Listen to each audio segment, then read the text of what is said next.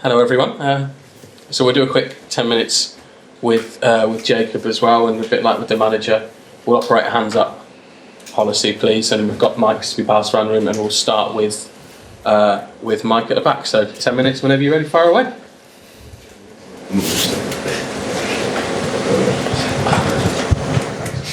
Hello, Jacob. You've played in lots of big games for your club, but for Champions League nights at Villa Park, does that at all feel different? I think any Champions League game is always going to be a big game, especially at Villa Park. And tomorrow night we need the 3 points to try and get automatic qualification. It's going to be a tough match. I'm sure the Celtic fans will bring their atmosphere, but I know Villa fans are going to bring a great atmosphere, and it's going to be a really good game. Again, you've played a lot of games. You're not new to the team, and you do all the professional things that you have to do. But can you allow yourself on nights like that just a moment to look up and take it all in? Of course. I think me personally, from where I've come from the academy, and to think when I was 8 years old, when I signed for Villa, to be playing it in Champions League at 23 years old, and at Villa Park, and my family and friends are in the stadium. So yeah, I'm sure before the game, when the music comes on and the anthem comes on, I'll be looking up to my family and friends, and it's a pinch me moment really. But yeah, I think after that is focus on the game. Dan next. Hi, Jacob. Yeah. Just wanted to back on the score sheet against West Ham. Obviously, you've had a bit of a frustrating last 12 months or so with injuries. Just first of all, how are you feeling? How great was it to get a goal? Yeah, it was really good to get that feeling again. I've not scored in a while at Villa Park, and I think in the past 12 months I've had 3 or 4 big injuries, and hopefully now I've got my first goal in the Premier League. I can keep the numbers. Keep playing, keep fit to the end of the season. I think that's my main focus. I think whenever you come back from a big injury, it kind of takes 3 or 4 games to get back into it, to get back into your rhythm, back into the routine, and I think I'm doing that right now. And we saw Tyrone on the weekend. Unai just said his injury's not serious, which is great news. But I mean, what's it been like having him back? Because I think everyone feared the worst on Sunday when they first saw his reaction. What's it been like having him back in the team, and how much of an influence is he in the change room? Yeah, of course. I think when he come off, I think you could see how devastated he was. And I think just before he came off, I think he tried to run a bit, and I think the fans cheered him and stuff. I think that just shows how big he's for the team, and inside the dressing room he's a big character. He's been here for 5-6 years now, so yeah, he's a big leader, and it's also good news that it's only a couple of weeks, so hopefully he can recover and get back inside the team. Jacob, you'll have known you've always been at a big club, but I guess when you were here in your teenage years, did you envisage playing Champions League football with Villa? Of course. I think Villa's a big club and with big ambition. I think when I was in the youth team, I think that was when the new owners kind of took over, and it was quite clear that the ambition was to play in these big competition and get in top 4 or whatever, and play in these big games. But yeah, like I said, it's a pinch me moment. I've got family and friends there tomorrow. I think for the first 5 minutes it'll kind of be surreal to hear the atmosphere again, but after that, just full focus on the game. And what have your family said to you after these nights in the Champions League? Yeah, obviously the Bayern Munich game was a really good game. Obviously I got injured within the first 20 minutes, so it was a bit of a sticky one for me. But yeah, family and friends obviously always come to the game, bigger atmosphere, and obviously my parents are proud to see their son playing big competitions. Finally, congratulations on the goal at the weekend. How much do you want a goal in the Champions League? I mean, I've already got one, to be fair, in the Young Bulls game, but I think getting a goal in Champions League at Villa Park is obviously going to be something different, but the atmosphere. So yeah, hopefully it comes tomorrow.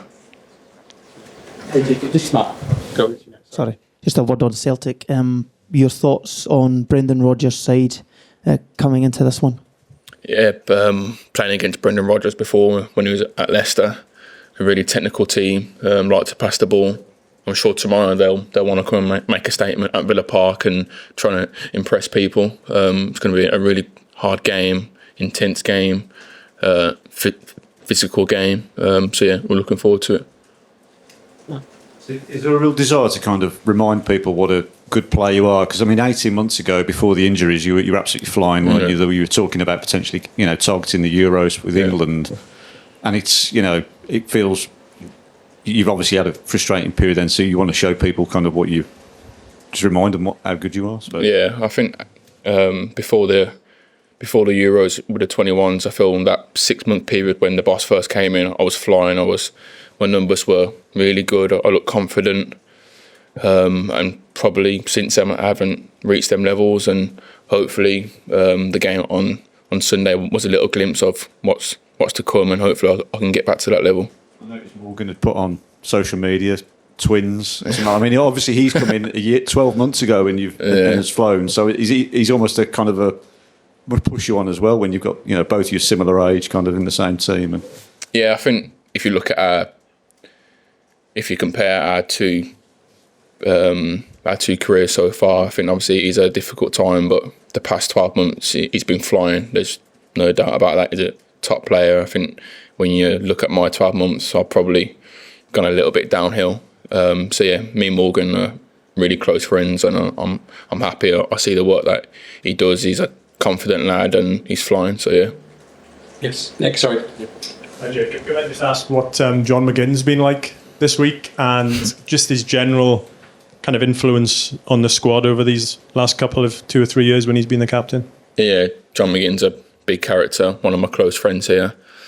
Obviously, he's just come back from injury. I think after he got injured, he was devastated because obviously Celtic, he wanted to play in this game, and thankfully for him and the team, he's been training and got a few minutes on the weekend. So he'll be looking to get a few more minutes. He's obviously Scottish leg. He wants to play in this game. He'll have tons of tickets. He'll have his boxes full for friends and family. So yeah, I'm sure this game will mean a lot to him. About his kind of affection for Celtic over the years before this tie was made? I think before he came to Villa, I think Celtic were in for him, I think so. And I think as a Celtic fan, when he was growing up, that says it all really. It's obviously a big game for him and a big game for Villa as well. Nick? You spoke about your last 12 months, but I wonder if I can take you back 5 years ago next week to when you made your debut for Doncaster at Tranmere. Yeah. A little bit different for what might happen tomorrow, but I just wanted to sort of talk us through, I guess, your journey, your experiences over the last 5 years to get to this point. Yeah, obviously 5 years ago, I think I made my professional debut start for Doncaster, and I think I scored 2 against Tranmere, and fast forward 5 years, I'm playing in the Champions League. It just shows how quick football can change and how your life can change. And hopefully tomorrow brings a good moment like it did 5 years ago. Is that, what's that born out of? Obviously talent, but, you need to have that application and that mental fortitude as well. I mean, what's sort of been key for you over the last 5 years? Yeah, I think obviously, although I'm still 23, I'm still young in the football game, but I think I've played a lot of football for my age. I know how football works. 1 minute you're 10 out of 10 and the next minute you're 3 out of 10. So I think for me, from what I can take from 5 years ago and to now, just try and keep a level head, be humble. Football can change so quick, and just take it each game. You scored twice, obviously, but what do you remember? What sort of standout, crystallising moment from that game at Prenton Park? The pitch. The pitch was terrible. I don't know if you've seen the footage or whatever. Totally different pitch to what I'll be playing in tomorrow, but they're just the kind of experiences that I've had. I played in League One, and tomorrow I'll be playing in the Champions League. So yeah, fast forward 5 years, it's obviously different, completely different.